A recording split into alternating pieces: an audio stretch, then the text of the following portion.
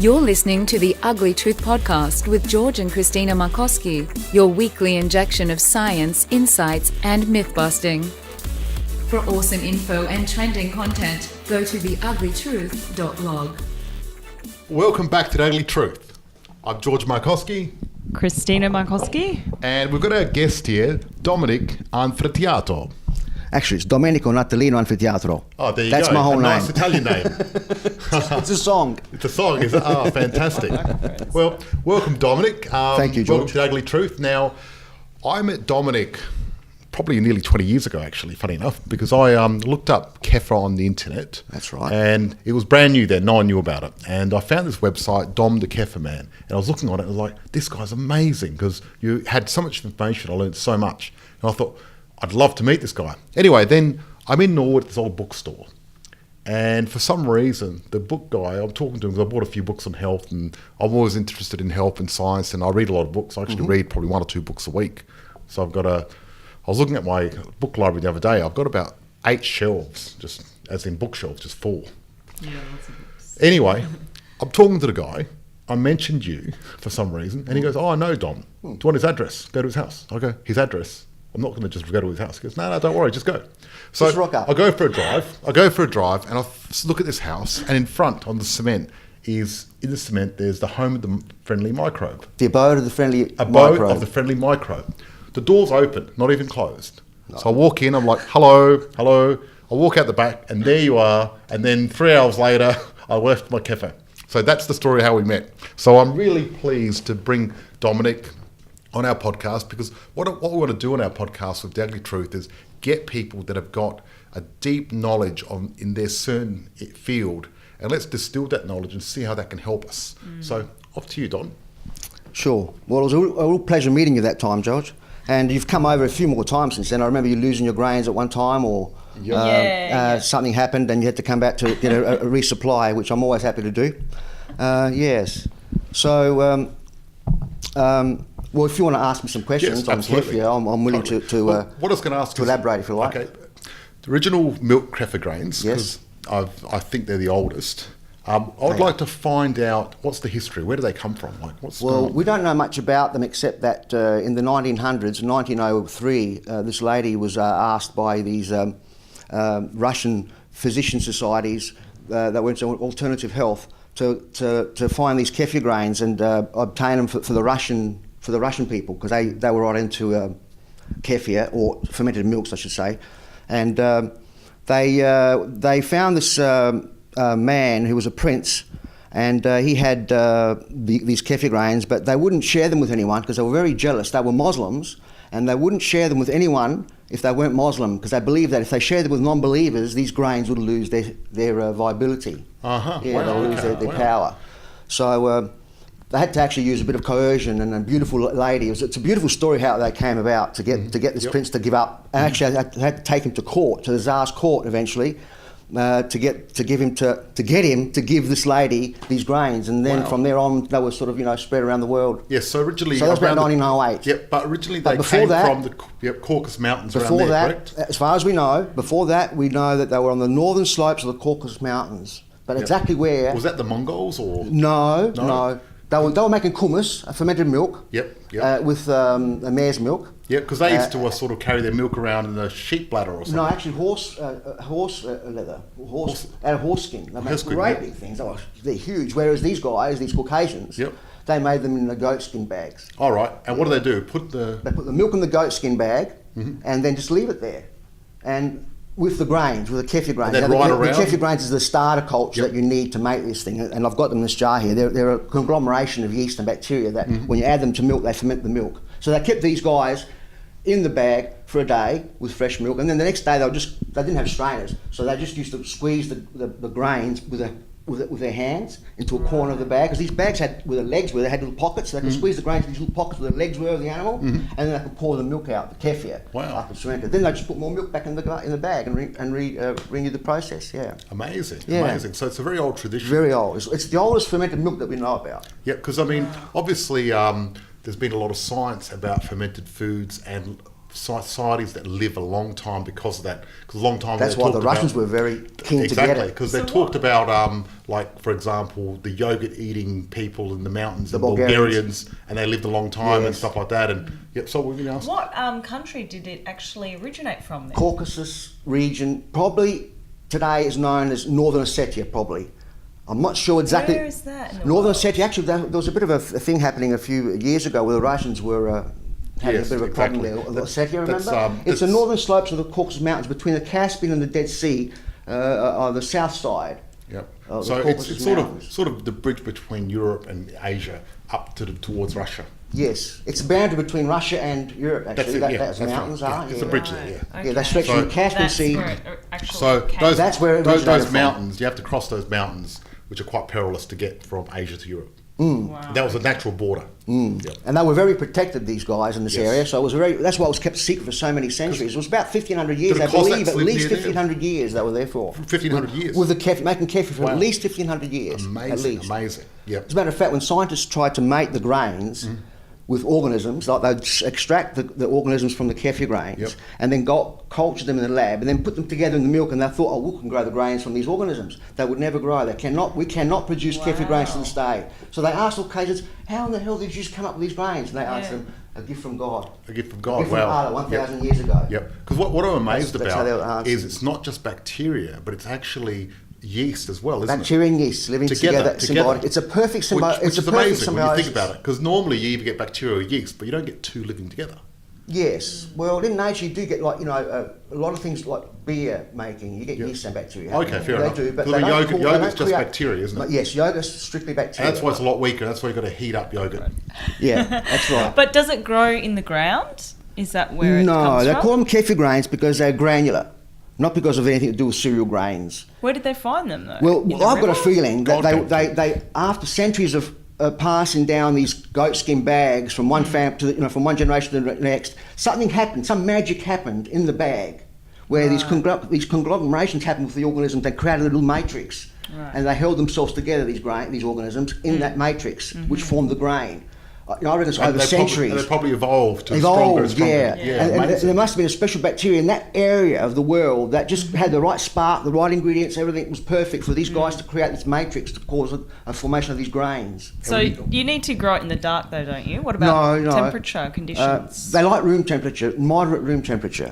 Right. And they need milk. They have to grow in milk. Yeah, so They've evolved in dairy yeah. milk. So you think about it, Okay.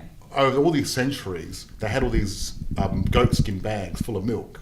And obviously with that experiment over and over and over, that's how it happened. Yeah. Amazing. It would have happened over a long time. Yes. Someone would have asked one day, what are these things here, And they said, let's try to use them, they just accidentally kept them in the same, because you couldn't see in the bags, you see. There was stuff happening in those bags, because they're leather, you couldn't see what was going on. So that magic was going on for who knows how long before they even knew. They didn't even know what was going on. What was going on. Yes. Until one day they must have popped out, and... We'll talk about kefir. You're going to pull out some kefir grains. Okay, these are the grains. These are the kefir grains here.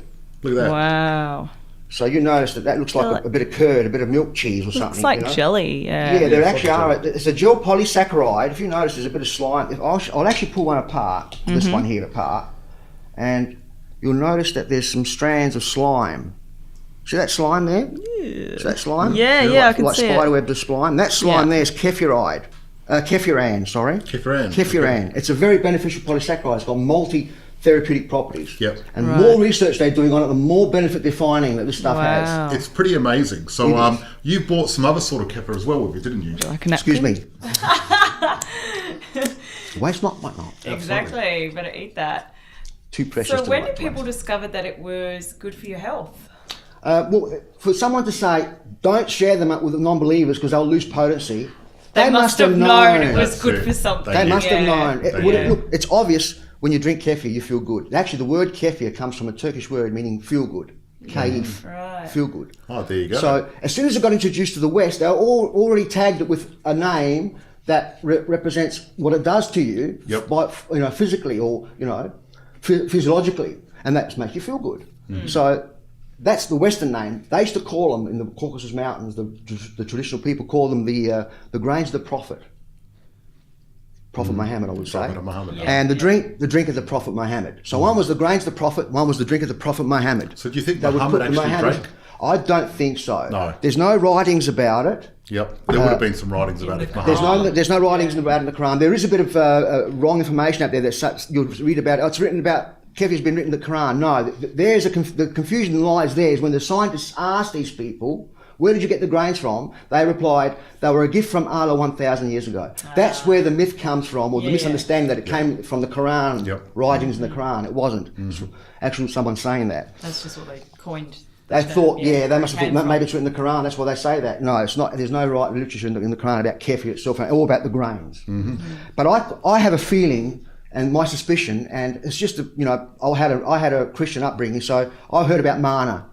Manna means what is it? From heaven. Yes, from heaven. As Moses led his people, and they got hungry, God gave them manna. Wow. Okay. And it fell from the hot heavens, and it was a sweet white substance.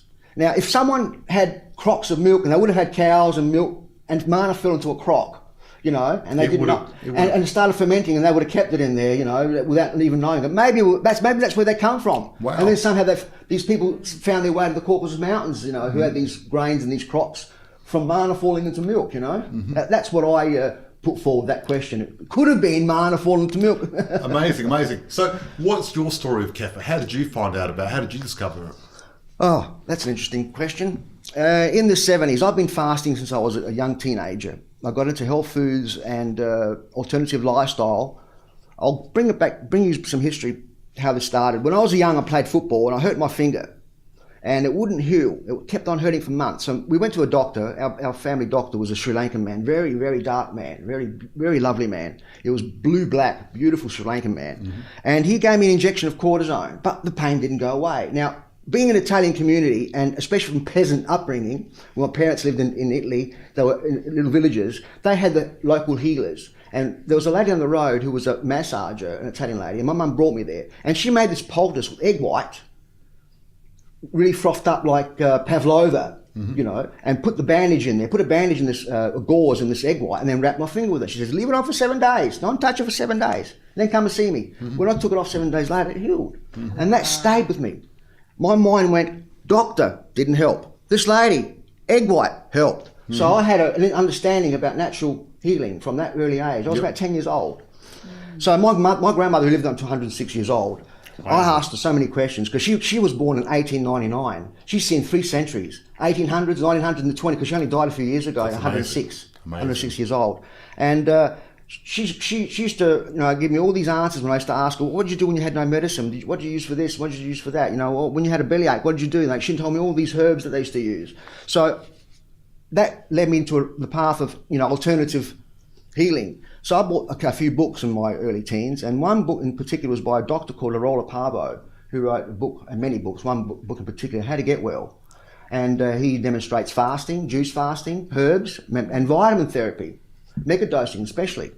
And he mentioned in this book about kefir and how it was a superfood and how you make all these kefir grains. And when I heard about this kefir grains, I got an instant image in my head, grains, wow, that sounds interesting. It must be something special that you need to put in milk to make this yogurt called kefir. And they also had an address of someone in America who had the grains for sale. Now, I never got those grains from that address, but I had my ears open for kefir grains. Now, I was doing a great fast. I went for 7.5 weeks.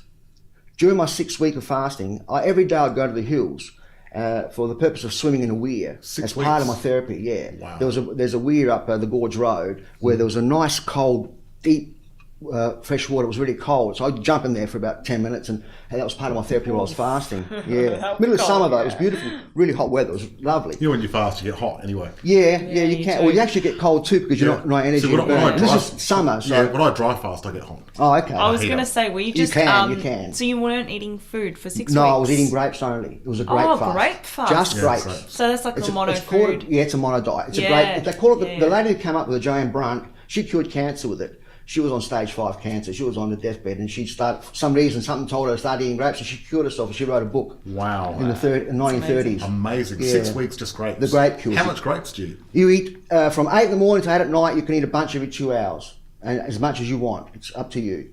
Yeah. Anyway, on my 6th week, I was going to do the swimming, and I saw this guy pushing a push bike with a puncher.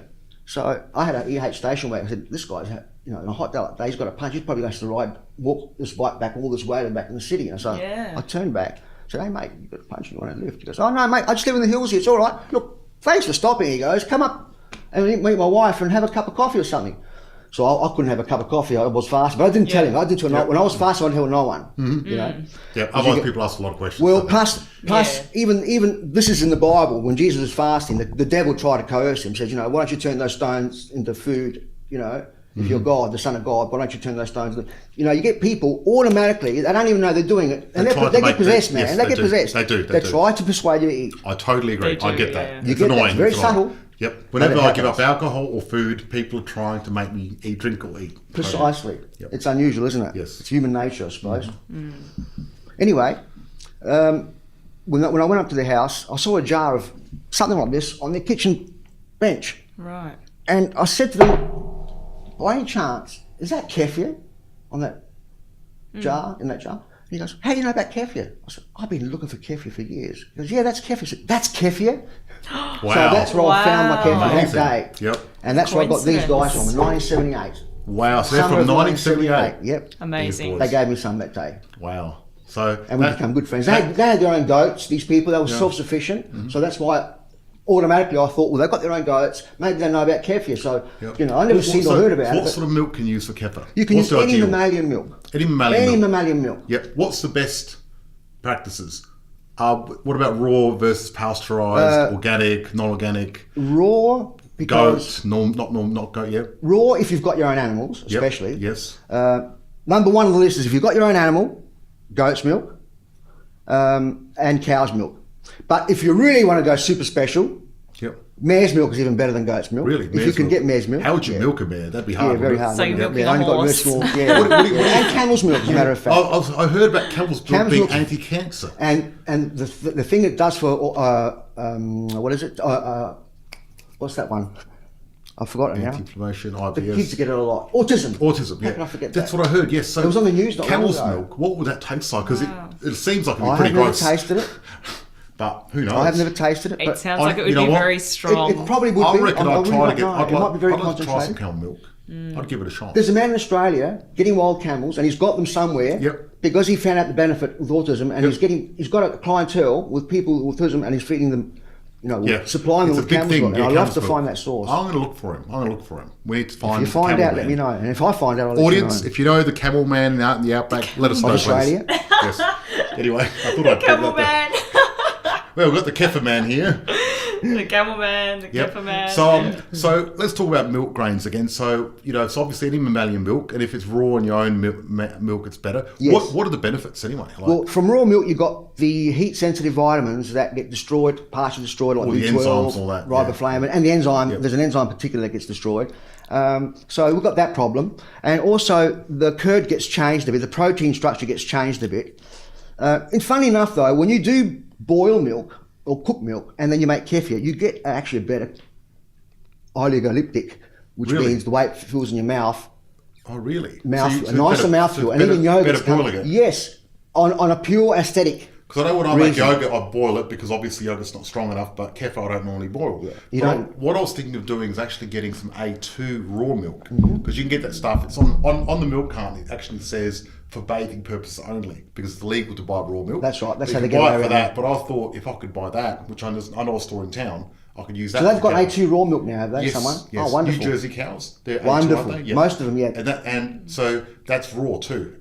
Yes. It's called Cleopatra bath milk. Oh, Cleopatra bath milk. Yes. Funny enough, I'm the one who told them to put that name. Oh, Not really? that name. Great name. They got in contact with me, those people, a few years ago when the laws got changed. Apparently Cleopatra used to bath in milk. Yeah. Wow. Yeah. And this milk, that's what it's marketed as, but I want to buy it and make kefir out of raw milk, because I believe in raw milk, you know what I mean? Because I think if it's an organic cow, you're fine. I understand what happened when originally, what used to happen is in England, they used to get all these cows and milk them and put them in these big containers. Big vat. And then they'd give people milk, and people started getting sick.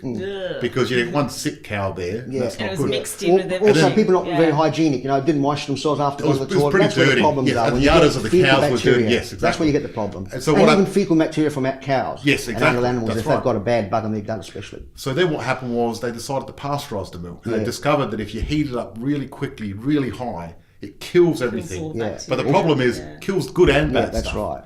And that's the problem with pasteurized milk. Precisely. It destroys because it's really hot. It's not, and that's why raw milk is so much better for you. Yeah. And that's why a lot of people got allergies to milk, but it's not actually milk. It's normally just pasteurized milk because of what they do to it. And they put other stuff in milk too, don't they? Perlite or whatever it's called. Permeate. Permeate, Yeah, that's yeah. to get. So they've got to go by how much protein and stuff it's got. So they've got to keep to those numbers. Yeah. And if one vat's got not enough protein, they put enough permeate to bring that level up of Which protein. is not really good Yeah, for same you. as vitamin A and D. Yeah. All the fat soluble vitamins are added to non-fat milk because all those vitamins are taken out when they take the fat Fat out. out, which is the best part, if you So they ask me. put artificial vitamin. Because me personally, I think omega-3 grass-fed organic Yes. cow milk, Yes. the fat part's the best part. So That's full right. cream milk is obviously healthier for That's you than right. skim milk, Yes. which a lot of people I think it's believe the so. opposite. Yes, because of this fat being bad. Yeah. Yep. There's fats and there's fats. Even with milk, you've got certain cows and what they eat, especially the Jersey cows. Apparently, their milk's got more of the omega-3 than the other bad fats. Oh, really? Yep. Yes. So the breed itself has got a lot to do with what sort of fat it's got. Yeah, the older cows are better because they don't give as much milk, but they're an older. It's a better type of quality, cow, better yes. quality, absolutely. Yeah.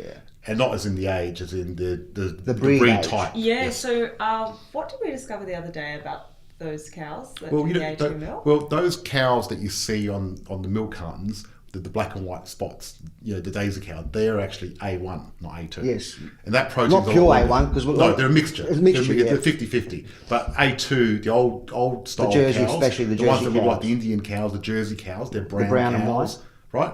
They've got the old milk. Yeah, the A2 A2, protein. which is easy to digest for Yeah, humans. it's more like goat's milk protein. Yeah. The actual protein. Yeah, that's why goat's milk's so amazing. Yeah. Even though it's a bit pretty Very heavy. strong. It's Very more strong. close, it's more close to human milk It's got in, a very in nature. It is. rich aftertaste, doesn't Yes, it? it's very rich. Not this. Where I got these grains from, my friends in the hills, remember Michael? They've got the best goat's milk. I mean, they don't sell it because they're not allowed to, but they only do it for themselves. Yeah, but their goats have always had. It's the breed of goat, okay. and what they feed them determines what sort of milk. And also, if you've got your course. male bucks around, if you've got a male, have you ever smelled a male buck? Oh, no. Well, you know that goaty milk that I that don't goaty plan on doing that Well, you know that anytime goaty soon. flavour that Yeah. goat's milk's got. Yeah. Times that by 1,000,000, Oh, and that's that smell. because it's which full of testosterone. That's right. It's a Yes. very particular. Well, it's a Right, particular Very strong. smell that So if male you've got your bucks own have got, and that gets into the organic milk. free-range goat, it's not that bad. Like it's not No, that strong. it depends on the breed. When I was in the actual Macedonia, breed itself. Yeah, when I was in Macedonia last, the actual- my brother, he's got a goat there, and I milked it, and we had fresh milk from just straight after. Straight from And the you know cow, what? you were like, No, it was a squirting goat. into It was your a goat. Oh, and I looked, and goat, actually, yeah, it was yeah. quite difficult to milk at first, They're a but bit I got harder used than, to it. than cows. But I ended up milking it, and you know what? The milk was beautiful. Yeah. Fantastic. Most I of the couldn't believe time, most goats haven't got a goaty It's quite flavour. hilarious. As I was saying before, my friend's goat's milk tastes like cow's milk. Wow, I don't want to compare because everyone knows cow's milk though. It hasn't got no animal aftertaste. It doesn't. If I gave you a glass of cow's milk and a glass of their milk, you wouldn't know which one was which. Yep. It's And- very nice. And this goat that in Macedonia tastes like cow's milk. You couldn't tell it was goat at all. Right. There was no smell Yeah. whatsoever. Yeah. So I think it depends. It's on the breed. I think It's on the breed and what the they feed breed them. and if it's organic, And if the male, clean. and if the male buck's been around too. Yes. If the male buck's very There close, was no that male buck smells here. so strong it gets into the animal, into Yeah. the female's actual pores, and it gets to the milk. Wow, yeah. It gets very goaty. Yep. So I took you off topic there, but it's quite interesting. So the health benefits of kefir. Let's talk about kefir and the health benefits. Well, there's a lot of health benefits of kefir. What would you say I don't like saying a lot. It's very general, but the that is more general. studies they're doing on it, the more benefit they're finding. Yep. So obviously having a probiotic, bacteria yeast there, that will change your microbiome inside. Yes, Right. it will definitely. So because when you I drink, lost the word. yes. So when you drink kefir, does that colonise your gut bacteria? Some can colonise, That's and what I was some are wondering. transient, and some are commensal. So Yes. So if you drank kefir long enough, that will change your actual gut bacteria? it should. For most people, it should. It's Is that a always good thing? It's an individual by individual thing. That's Yes, the thing about I- probiotics. yeah. It's an individual by individual thing. It's But amazing. on the majority of people, yes, it should. Because you and could it be should having like benefit. a lot of sugar and bad things in your diet that Yes. would cancel that out. It could stress, drugs, other things. Yeah, bad diet. You Yeah, said. because I heard kefir's very the strong. way you think. So when you start, you shouldn't take too much because you can have a big die-off of bad yeast and bad If bacteria. you've got a pre-existing condition, people have had like belly aches, wind after having their first glass of kefir. I've had people, because kefir increases peristalsis, that wave-like motion that makes your feces move and go to the loo. I had one friend once come in. He had his first glass of kefir in my kitchen. As soon as he finished it, he had to go and do number 2s. Wow. That's how quickly it worked for him. Wow. Yep. And I've seen that happen a few times within an hour or so, but that was straight away. So what's a good amount of kefir to have per day? I would say a minimum of 1 cup.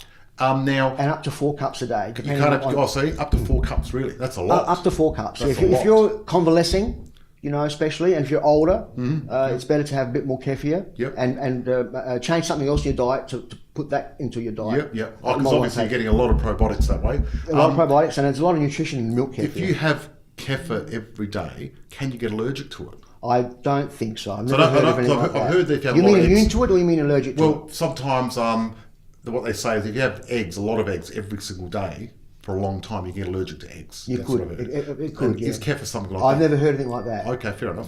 But the contrary, I've heard people have had problems with for instance, lactose intolerance. That's not an allergy. That's people who don't have lactase enzyme to break down lactose. Well, with kefir, there's yeasts and bacteria that create that lactase enzyme. Oh, right. So when you drink the kefir, not only has it got less lactose because That's what I thought, it wouldn't have a lot of lactose anyway. It reduces about half. It reduces it by half. But the lactase enzyme your body uses from those organisms. So then you can break down the lactose. So if someone was internally. lactose intolerant, can they drink kefir? They can drink kefir That's- because the that's lactase amazing. content. Is that because it's fermented?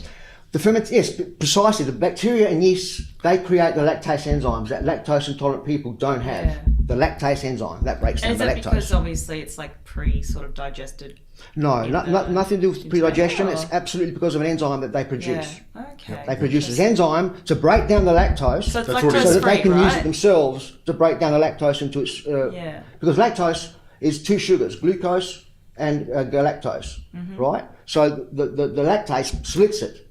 Yeah. It's Yep. a single sugars, 1 glucose and 1 lactose. Yes. So then the organisms can use 1 sugar because they can't use disaccharides. They've got to use 1 sugars. We can't split disaccharides. Same as us. No, we can. We can too. We can, but it's a lot of people have health problems that can't do it. Yeah. That's why they discovered this specific carbohydrate diet, because a lot of people that have got gut problems, what they do is they take out The complex, is it right, the complex? Anything complex, anything's a diet Try or to keep it very polysaccharide. simple. So you could have like honey, for example, or fructose, because that's a single bond. Mostly single, Right? yeah. But you fructose. can't have sucrose because that's a double bond. That's right. Right. Glucose and fructose. Yep. In that case. Yeah, there you go. Sucrose, yeah. Yeah, so they split the sugar, but while they're doing that, for them to be able to split the lactose, they have to create this lactase enzyme. Yeah. Yep. So they contain it in their bodies. I'm a cell, right? I've got lactase enzyme in me. So when Yeah. you eat me, I open up and release my lactase, and your body can use the lactase to break down your lactose in the milk. That's how it works. Amazing.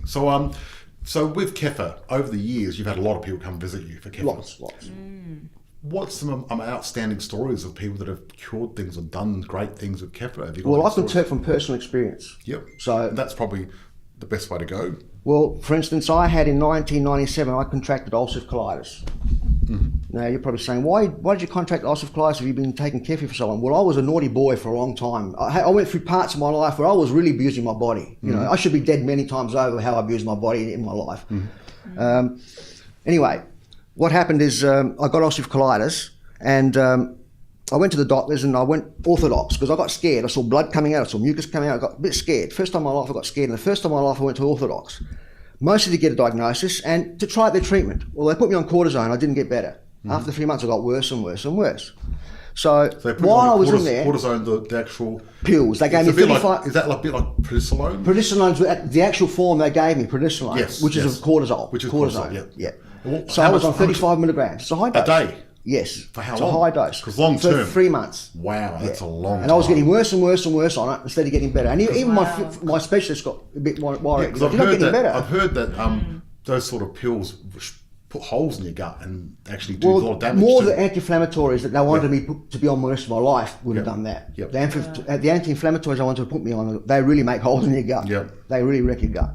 But prednisone does more things like your bone structure, you get fat in the face, you know, like President Kennedy was on it, you know, Oh, really? one of the Kennedys, and that's Oh, really? sometimes one of his photos he had a really fat God, face and sometimes he wasn't, because he had an autoimmune disease that he was using cortisone for, yeah. Wow, Yeah, of course. so you get those sort of symptoms. Because cortisol is going to reduce your testosterone and things like that. Have a lot Yeah, of side it knocks your effects, yeah. immune system down. You know? That's why they believe that what I had is an autoimmune dysfunction. So that, they so tried to knock want it to stop down. the immune system But from working. a lot of virtually. people were saying the opposite you should do. Enhance Actually it. enhance Or it. correct it is the word. Correct it, You want yes. to correct it. Mine was overreactive, so let's correct it and get it underreactive and not attack my own body. So how did Kefir help you correct that? Well, while I was in the office that one day, I said to him, "Look, you've been giving me these tablets.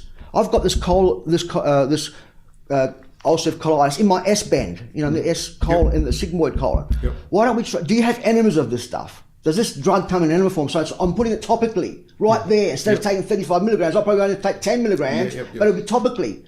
He goes, "Well, Dominic, as a matter of fact, that's our next approach. If pills don't work, we usually go onto the enemas, especially where you've got it located." But as I finished saying that, I had this vision of, why don't I just try and put these guys up there, rectally inject them? Wow. I just had this, but you know what came to me? I'd done all this research, Yep. and I remember this research I did with guinea pigs to see how lactose intolerant guinea pigs worked. So they wanted to find out was the bacteria or some chemical. So they put these guys, the bacteria of the kefir grains, up the guinea pigs' bottoms, and they rectally injected Poor them. guinea pigs. And they studied them. So I thought, well, I wondered how that will work on me. Wow. So I said to this doctor, specialist, I said, "Look, doc, what about this? I've got these really powerful probiotics at home, and I've done all this research, and they've done some amazing things. It reduces cancer and sizes of tumours. What do you think if I rectally inject them?" He goes, "I wouldn't advise that." Mm-hmm. Anyway, he gave me a script for that, for the enemas of For the cortisone, drugs, yeah. which I never changed. I went home and just left it there. Yeah. Still got it at home, Wow. and I started doing these implants every day. And So you started putting kefir up your bum. I started putting 2 tablespoons. 2 tablespoons of Kefir. 2 tablespoons of these kefir grains. Yep. Would you have to mince them up or I something? chopped them up on a chopping board really finely. Yep. I could have blended them in a food processor, but I wanted to leave them in little fragments. Yes. Yeah. Because I thought maybe it would work better as a fragment than a liquid. And I also included a lot of anti-inflammatory herbs like wormwood, chamomile. I even used rice bran. And I made this poultice with these guys to the consistency of egg white, and I rectally injected it with a really big syringe. Every day I will do that, once a day. I'd go to the toilet in the morning, empty my bowels, and then I'll rectally inject that and leave it for the next day. Wow. 2 weeks later I had an appointment with this doctor. Now for 2 weeks he thought I was taking the enemas, right? That he prescribed. He puts the scope up there. He goes, "Dominic, the enemas are working, 80% gone." I showed him the But it script he wasn't gave the me. enema. I said, "I haven't changed the it wasn't script." the drugs. It was the I said, "I went kefir, against yeah. what you said." This doctor went red as a beetroot in front of me. Wow. I have never seen a person go red like that in my whole life. Now I couldn't work out whether he got angry, maybe what do you call it when you're embarrassed? It looked more of an embarrassed thing. Yeah. You know, Wow. So you had the evidence right there. right there and there. Wow, The that's kefir had amazing. worked. So just to summarise this, rectally putting kefir grains up And I your also ate them as well. eating I them did directly. both. Yep. I So did you both. put them Sorry. from both ends. Yep. Both ends. Yep. So what you're doing is re-establishing all the good bacteria. So what they've got at the moment, and I don't know if people have heard of this, they've got this doctor in Sydney, right? And what he's doing, he's actually getting poo from donors, Healthy the people. poo healthy people, transfer, and he's giving people poo transfers. I Very know. expensive and sounds pretty gross. And there's a doctor in America who's getting frozen poo, so you can eat From it healthy too, people, yeah, right? and they From put it in healthy people. capsules so it gets Yeah. broken. It gets released at the stomach. Yes. Otherwise, if it gets released in the stomach, you'll get food poisoning. Exactly. It's got to be let go in the right place in the And right so time. that's working for Crohn's, ulcerative colitis, that sort of stuff. Ulcerative colitis, Oh, yes. I know a lady Yep. who was an actual volunteer who's one of my customers, and when that program started. Wow, I've got to find out more about this. So what I was going to summarise is, though, I think that if I was to do something, I'd rather start with kefir than poo. Yeah. Right? Much better. Like eating it as well. Yeah. We're doing it this way. You're going to get to that place where those healthy people are donating to Exactly. you. Arak. Quicker, Do it this quicker. way. Because I think the poo transfer, I get that, but I think this just makes more sense. Yes. Makes a lot more sense. What happened after that? After I did that? Yes. It's funny enough. A man from Mexico, Brazil, from the University of Alfenas, Professor Jose. I forgot his surname now. Sorry, Jose, if you see this. He wanted some kefir grains for some research, and I had just cured myself. So I said, "Look, I'm willing to give you some kefir grains if you keep me up to date with your research. And also, I just did this with these grains. I had this problem, and I did this, and I was cured. Are you willing to do so?" So what he did, he gave these rats, when he got my kefir grains, he gave these rats virtually lab-induced granuloma, which is an inflammation, and he fed them kefir grains, and they got better. In 2 weeks later, like me, in 2 weeks they had 80% reduction of all the inflammation. Wow. That's amazing. Same with me. When that doctor saw me 2 weeks later, he goes, "Hey Dom, 80% gone, mate. Look, the animals are working. You thought the animals I was taking was the cortisone, right? That's amazing. So the rats respond to the same So the diet. rats I was the original guinea pig. Dom, that is Literally, amazing. yeah. Literally. Is there any other people that have done this and it's worked? I get a lot of emails because I've got a web page on how to do that protocol. Yep. Oh, When I great. got better, I wanted to share that. Share So A lot of if people people, got that if problem, our audience want to check it out, what's your website so they can go there? Well, if they do a search for Dom's Kefir Insight, or just Dom's Kefir, you'll find that the top ranking page How will do be we my spell What kefir? we'll do, Kefir. what I'll do is I'll actually put a link to your website in our show notes. Sure. And that way people can easily get there. Yeah. So make sure you check out the show notes, guys. And if you want to find that particular page on how I cured I'll actually put ulcerative that. colitis. I'll put that link in as well, Awesome, yeah. because And you get the protocol. Yeah, because you've got a book as well, haven't you? Yes, I've got a book. Yep. Okay, It's great. actually, it's actually an ebook. Yep. I actually still is an ebook, but that's one of the last hard copies I What's did. that ebook called? It's called Kefir, a probiotic gem cultured with probiotic jewels, Kefir Grains. That's the book. Great. Awesome. It's self-published. Fantastic. Self-printed. Beautiful. Yep. So for autoimmune and inflammation, Kefir's good. Yes. Yep. And that, funnily enough, what that research did, it put on the scientific papers, and I was part of that doctor, that scientist made me co-author of his research. Oh, really? Because of Wow. the I was gonna grains say, and the inspiration. Did you Oh, ever wow. get So- like so- Yes, and I've got a formally book here. published? And... I've got a Oh, book so there's here. a scientific publication Yes, too. this is the man who works with his boss, and they've written this book. This is Portuguese, I'm sorry, but it's phytotherapy, anti-inflammatory properties of and phytotherapy of plants and herbs. Wow. But most of the book is about plants, anti-inflammatory plants, Yeah. and one chapter, chapter 33, is dedicated to kefir. Wow. Because it's got an anti-inflammatory property. Because that research, they discovered that not only does it reduce I'd love to size of check out- tumours, it's got an anti-inflammatory property. I'd love to check out the English version of this if there's a translation. Yes, I'm actually translating this actually. Oh, you are? Yes, and if you notice Do you know my name's Portuguese, there. do you? Do you know Portuguese, do you? No, but a friend of mine is a Portuguese. All right, awesome, And fantastic. he's helped me to That'd do be it. great to translate that. It book. would be. It'd It's be one awesome. chapter, and Fantastic. it's got a lot of good information. It shows you the charts and everything, you know, on what they did with the Fantastic. controls and. So who wrote that book? What doctor? Well, that chapter there, that particular chapter there, this is a cooperation between these professors in microbiology in the University of Alfanaz at the time that were working there. But the actual doctor, Carvalho, Yep. he's the one who published it under his name, and a lot of the research he's been involved with, and with others. Like in that case, this particular research here was Who just spoke to you about what happened? The whole. Jose Mauricio Schneidorf. That's the professor that emailed me yeah. originally. And he's formalised your whole study on what happened to you. Yes, he did the he, rat- he did the rat he study. did it with the rats. He did it on Nice. rats, so they can Yeah. prove it scientifically. You know. Right. Yep. Okay. So you got Great. some kefir, water kefir grains here now. Yes. So what are they? There's a different variety of kefir, and it's called water kefir. And as you notice, these guys are white and slimy. They are so slimy. Yeah. They're very slimy. Yes. And these grains here are actually more like ice. See, that crystals. looks like ginger beer. Yes. It's like a bottle of It ginger actually beer. tastes like ginger beer. Yeah. It's Funny beautiful. you say that, because the earliest writings that we've got on water kefir is these soldiers returned from the Crimean War, and they brought back these guys, these little granules, which they called the ginger beer plant originally. Oh, Wow. wow. So this There could you be the go. original ginger beer plant. There you go. Used with ginger originally. Either that, or because when you drink it, it does taste a bit like ginger beer because it does. creates esters, right, which have got ginger beer-like flavours. Yeah, they're really nice. A beautiful drink. It Fantastic. is. Yes. Nice, yeah, and it's all Yep. it's bubbly as well. Yep. So It's very carbonated, yes. So, and the grains there, if you bounce them, they will bounce. These don't bounce. They just go plop. Yeah. They bounce because they're actually dextrane made up of 100% glucose as a hexa molecule. It's got 6 bonds or something. I can't remember how the actual, but it's a very complex sugar, glucose sugar. But it's indigestible. It's not sweet. It's very bland tasting. Oh, so you can't digest it. No, it's So it just goes indigestible. straight through you. Yeah, Okay. virtually. Yeah. So and the is same as that any kefir benefit? That Kefiran is also Is it indigestible. worth eating that kefir? Sure is. It is. Because kefiran is what gave me that anti-inflammatory Oh, effect. right. So if you eat it, would it get digested in your stomach? Would it come through? It will virtually come through. Oh, wow. So the bacteria will be kept intact. Yes. Wow. Okay. Because that's the important part. Can you deliver the bacteria to where you need to? Well, there's other research in Russia they did many years ago, behind the Iron Curtain at the time, Yep. former USSR.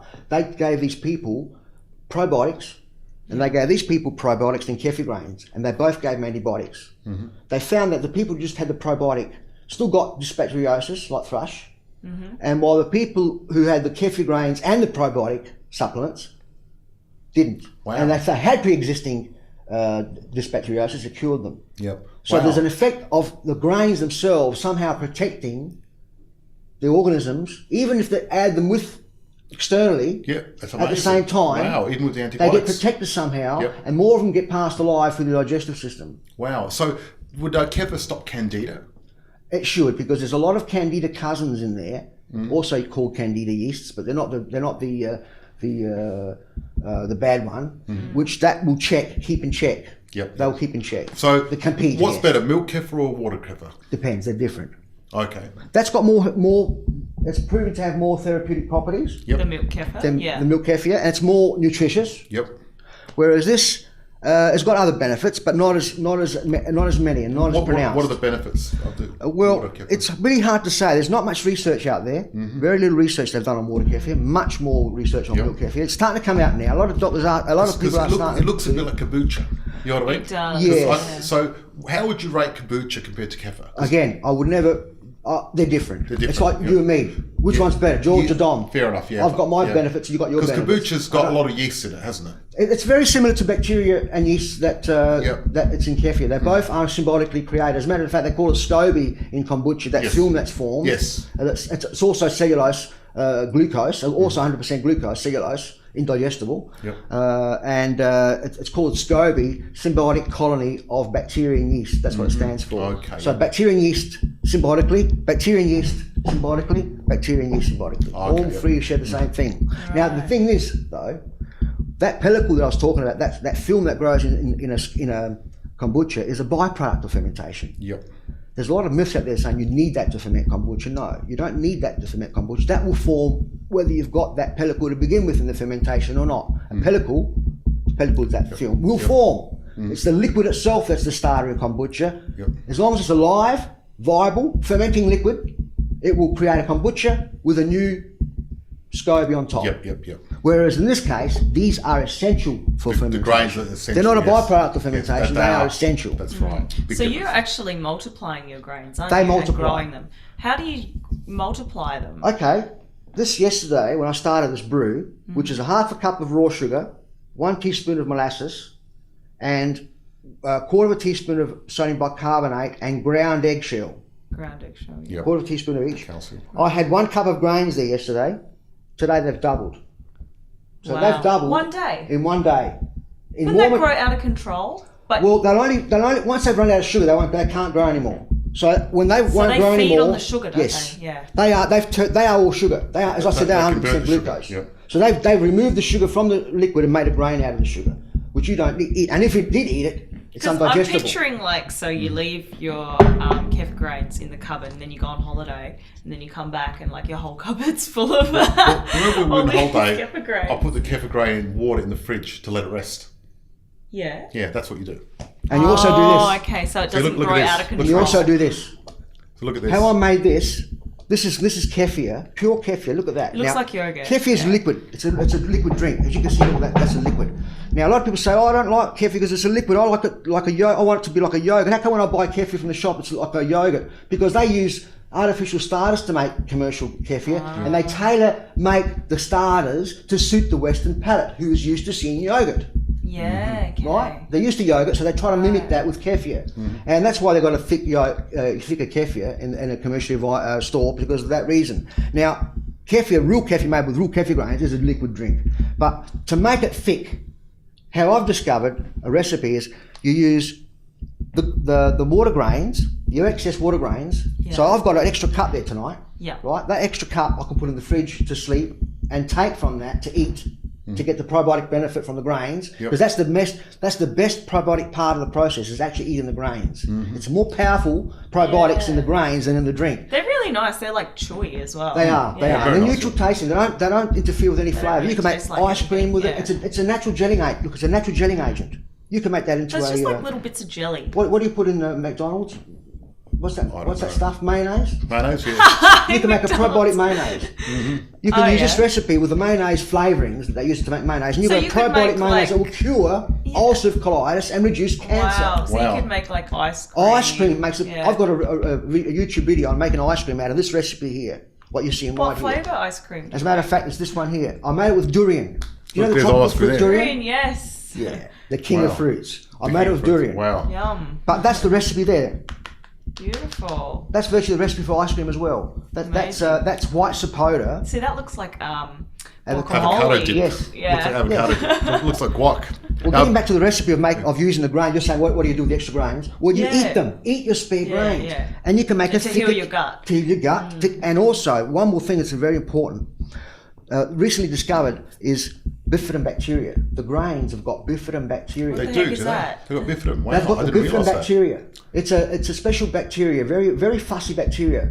To grow it originally to make yogurts, when they started introducing the bifidobacteria in the commercial yogurts, they have to use a special what do you call it? The growth stimulating compound, FOS, fructose oligosaccharides. You know those insoluble fibre. Yep. They need that for them to stimulate to grow. Otherwise, they won't grow in milk.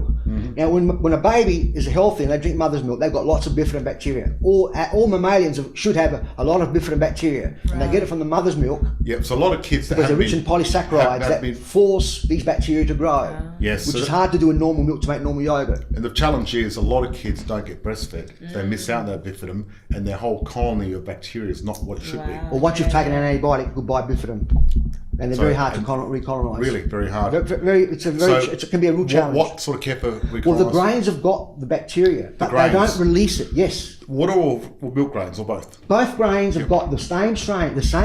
There's about 3 or 4 different bifidobacteriums that they both contain. They both contain. That's one of the family they share. All other organisms they don't share. They're all different to each other, and the yeasts. But that particular family, that family of bacteria, the bifidobacteria, the three that I've read about, and one very specific to only kefir grains, by the way. It's got a long name. The name, when you break it down, means cold loving, and aerobic, because usually bifidobacteria aren't anaerobic. They don't like oxygen, but these love oxygen. Oh, really? Apparently, Wow, yes. okay. They don't mind oxygen as well. And they will grow at 4 degrees Celsius in the fridge. But they don't release it into the milk or into the water kefir. Oh, they just stay in the grains. They will not. So you need They're to, that's why you need to unculturable. eat the grains. The scientists say they're unculturable.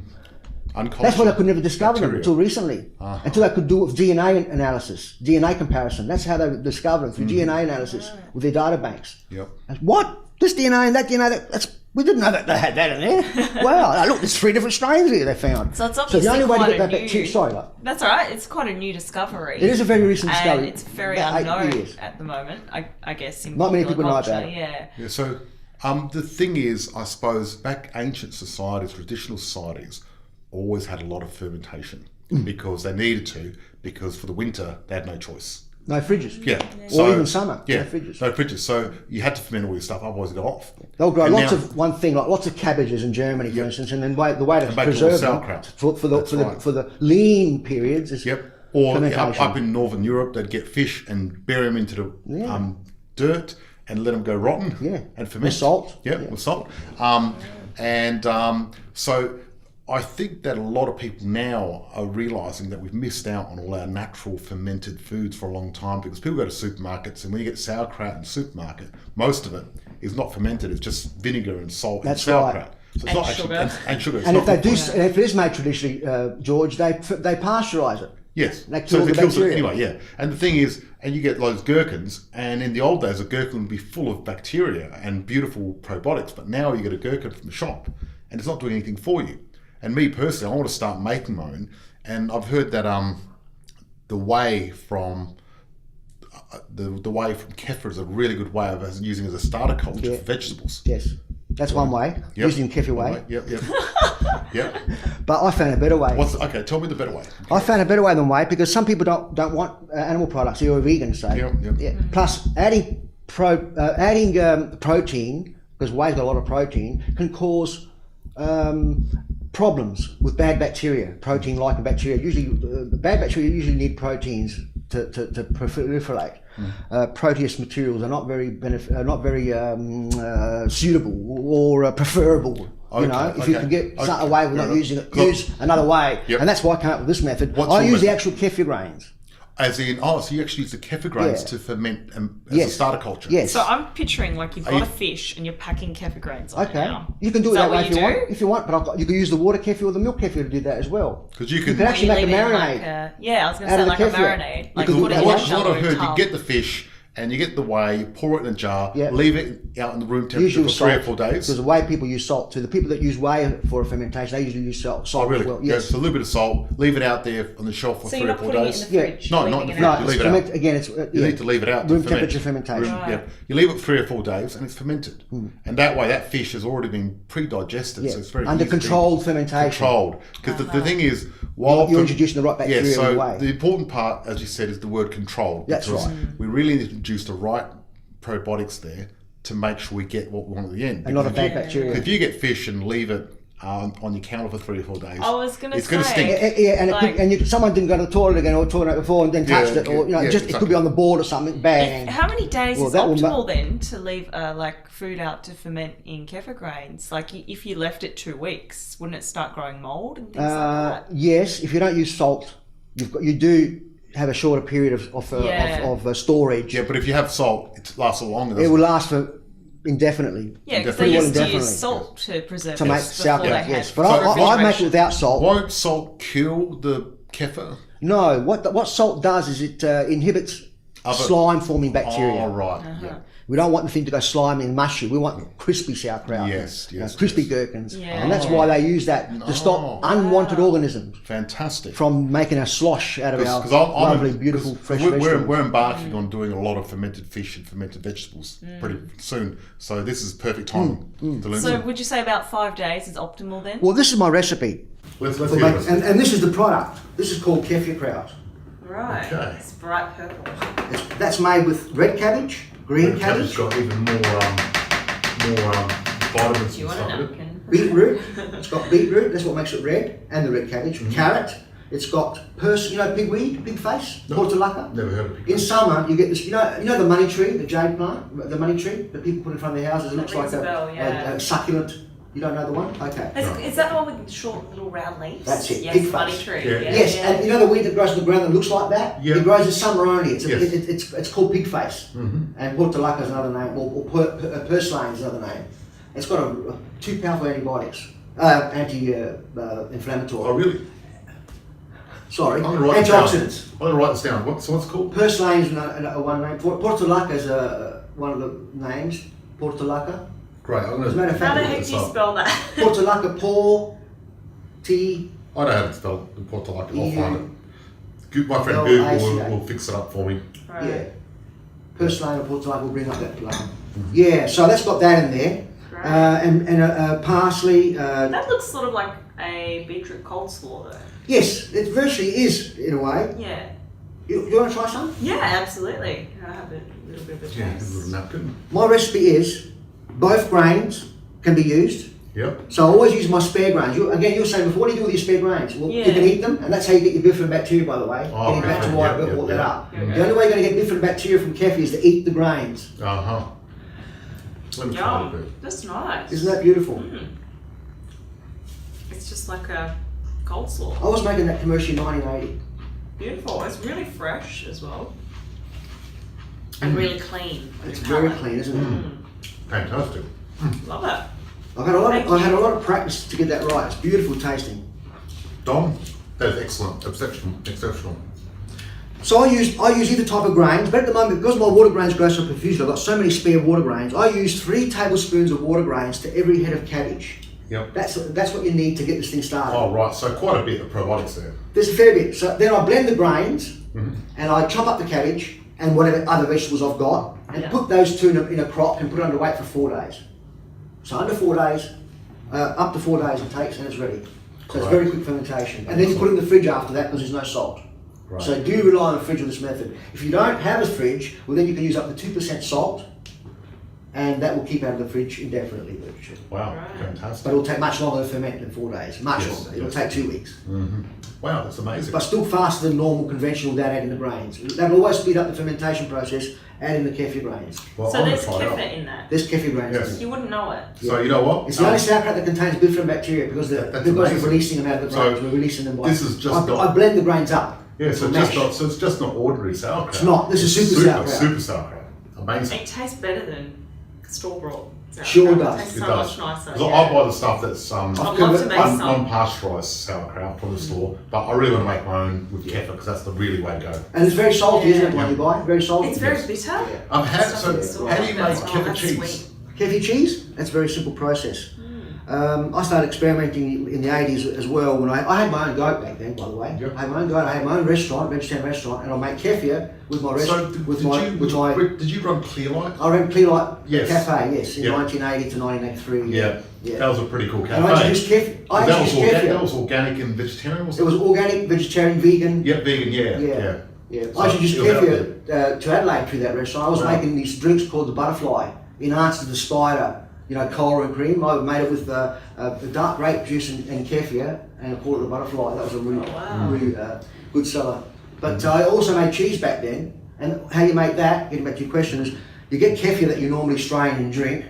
You put it in a bag, a cloth bag, like a pillowcase material. It's got to be tightly woven. You can't use cheesecloth because the curd's so fine it will run through. Yep. So you're going to need it like a pillowcase. And you pour the kefir in there and hang it for a day. And then that makes all the whey drain out. And you're left with a cream cheese. Much thicker than this. Much thicker than that. Right. And then with that, you can put that in a cheese form and put a weight on it. And then that'll hold its shape as a cheese. yep. And then you can dry that and make conventional cheeses like cheddar Wow. by drying it every day Wow, and buffing it with fantastic. oil every day so it doesn't go mouldy. You buff it with oil, cloth dipped in oil, and you turn it over every day. And that will turn to when it gets a yellow rind, it'll be like a cheddar cheese. Wow. If you let it go hard, it'll be like Parmesan cheese. Really? Yeah. Wow. In 3 weeks. You can make Parmesan cheese with kefir in 3 weeks. And amazing. And how good would that be? Full of probiotics. And if you use raw milk, Amazing. It's so cool. and goat's milk or whatever, you know. Pretty exciting. Making that. Beautiful. Pretty awesome. And then you put it in the fridge, obviously. Once No, it's done. it or- keeps. Once Wow. once you make these cheeses, they're like any other cheese, you know. They will keep these hard cheeses like Parmesan. The other ones, yeah, you have to keep them in the fridge. But yeah, Parmesan, you can actually just hang it off the roof like the Italians do. Yeah, For years. yeah. Yeah, for years. So when you say you rub it with olive oil every day, Yes, To stop it from going mold. no mold. on If, the if, outside. if you don't want a molded cheese like a Yeah. cheddar or a Parmesan, you've got to rub it with either olive oil or salt brine right, yeah. or vinegar and salt brine or Otherwise, vinegar brine. otherwise it'll go moldy. won't And it? you have to do mold. that every single Naturally. day. And it normally won't be a bad mold that grows on cheese. Normally in a cheese you'll get a good bacteria, good mold that will grow. Yeah. It's usually the Rockenforth ones, the penicillin variety. And every day you've got to do it. Yes, you've got to turn it over That's as well. my maintenance. Yeah. If you're a Yeah. cheese maker, yeah. Yeah. It'll take a few hours to go through all your cheeses. Yeah. Turn them over every day. Baby cheeses. Yeah. Yeah. Yep. Amazing, amazing. So this is very exciting. What other ideas have you got about probiotics and these sort of good bacterias? Well, we've covered rectal injections. We've covered eating them. We covered making beautiful thick kefir by Yeah. blending your grains, and you get the benefit of the bifidobacteria when you do blend your grains with your milk, with your kefir. Also, some of the therapeutic properties are it's fantastic to lower your blood pressure. Uh-huh. If you've got high blood pressure, you can normally get it down within a few weeks to 3 months. If you've got a low blood pressure, it'll raise Bring it. it up. So it's a normalizer. Okay. Same with cholesterol, right? Okay, yep. It will normalise your cholesterol. And also, when you drink kefir, you get an insulin rush.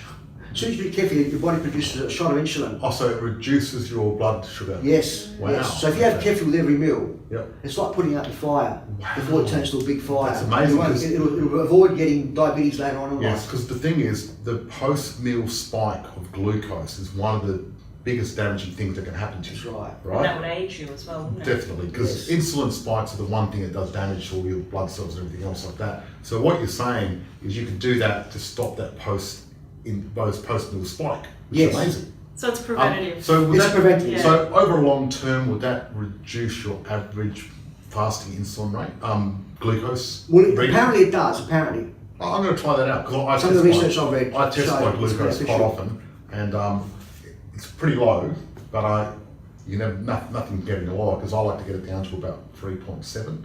Right. You know, Right. because glucose, the perfect glucose between 3.7 and 4.6. Yeah. That's the range we want to be in, even though normal's a lot higher than that, but Yeah. we don't want to be normal, we want to be super healthy. We want to be better than Yeah, below 3.7 is a bit much, and you've been like that a couple of times. Have Like you? usually Christina's normally around 4.1. Okay. I'm normally about 4.5. Okay. I want to get it down to 3.7, which we, perfect. That's super, because What- each year it gets harder to do. Yeah, as you age. As you age, yes. Right. It's yes. hard to maintain. Hard to get maintain, adjusted. totally. But I found what happened with me, I did a dry fast for 2 days. Okay.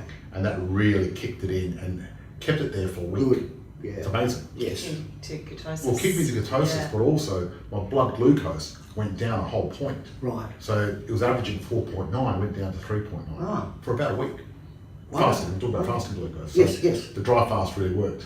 Hard to do, but really kicks in. That's where you have no liquids, no food, nothing. Yes, yes. It's so And the reason I like dry fasting, and we're going to do an episode on this, is because it is very difficult. It is. And I don't recommend it unless you know what you're doing. It's a real austerity. It's not very comfortable, but it's damn good for you. Yes, but the hermetic response. Fasting gives you a hermetic response, and that's why it's good for you. So it puts stress in the body, and that's the whole point.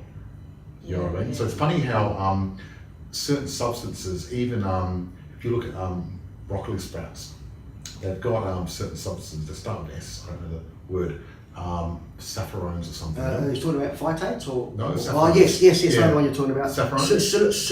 Ah, Yeah, they got something in them. And I know what, once. what it is, it's actually bad for you. Right. But because it's bad for you, it actually has a lot of longevity benefits and actually stops cancer and sort of stuff because we have a challenge with it. You look at metformin, right? Yeah. A lot of people are taking that because they found in rat studies that they can actually live 10% longer. but in microscopic amounts, right? Um, It's like homeopathy, taking really deadly things Well, like antimony, but like parts of the medium. Metformin's 500 grams to Right. 1 milligram. 500 milligrams, yeah. 500 milligrams of water with 1 milligram of formalin. Is that Yeah, what but basically on that dose, what happens is it hasn't affected your mitochondria. So it Okay. actually stops part of your mitochondria from firing, and because that, it creates stress, which makes you live longer. Doesn't that lower your blood pressure? It lowers your glucose. Oh, Yeah. okay. Yeah. It lowers your glucose Totally, levels, which absolutely. Would lower your blood pressure in return. I don't know if glucose and blood pressure are actually. They don't really. They don't work together. They don't work together. They don't work together. Okay, Yeah. yeah. Thank you so much for joining us, Dom. You're our first guest on this podcast. What a privilege. So we're very honoured to have you on to share your knowledge about kefir and all the health benefits that are surrounding it. That's Been right. on. And I've got some good news that I want to quickly share. I just did the stats this morning, and our audio podcast got 1,191 views so far. So thank you so much. And our video podcast got 310 views. So all up, Congratulations. we've launched That's marvelous. last Tuesday night. Thank you. Launched last Tuesday night. It's nearly been a week. It's been about 4 days and we've got all this already. So I'd like to say thank you so much for all our subscribers. And people have been putting reviews in and everything else. Lots of friends and family have been asking to join in. And you guys out there, I guess we're doing this for you. If you enjoyed the show, if you have fun, please subscribe. And also, if you could give us a review and a rating, would be great. A nice rating would be good too. And you'll be in for the... 5 stars. This month, we're actually giving away a $100 prepaid visa. So to a random person that's given us a rating and a review. So please do it and join the competition. We're going to have lots of giveaways each month and we're going to have a lot of fun and lots of interesting guests. So thank you so much. Ooh, 1,000. Over Yep. 1,000. Cheers to that. Kefir cheers. Kefir cheers. Cheers. Kefir cheers. Woo. Awesome. And Cheers, everyone. we just finished printing 500 collector's edition copies of my best-selling book. I'd like to give you one of our limited editions Oh, thank you, as a little George. gift. That's an honour. Thank you for that. Thank you. Now, please go along to the Ugly Truth group on Facebook. It's a closed group, but apply will get you on. And we're going to add Dom there. So if you've got any questions, you can actually ask him any questions. So we're going to try to get our guests on there to do a bit of Q&A of people, just to extend the conversation and really get some more information out there for you guys. And what's the best way to find our podcast? Okay, so to find our podcast, the best way is to look up the Ugly Truth podcast. You Google that and you'll find us somewhere. Great. Yep. Excellent. Through iTunes. Through iTunes, Google, Stitcher. Is that for free? Are they Yes. free? Oh. Yep, they're totally free. Perfect. We're giving up this information because we want to, I guess, empower you all to be the best version of yourself. Absolutely. Give you the knowledge to make up your own mind and make the right decisions about health, fitness, and the world around us. So Excellent. So thank you, and we'll see you next episode. Cheers. Bye-bye. thank you. Bye-bye. Bye-bye. For everyone listening, thank you once again. Stay well, and see you next episode. For awesome info and trending content, go to theuglytruth.blog.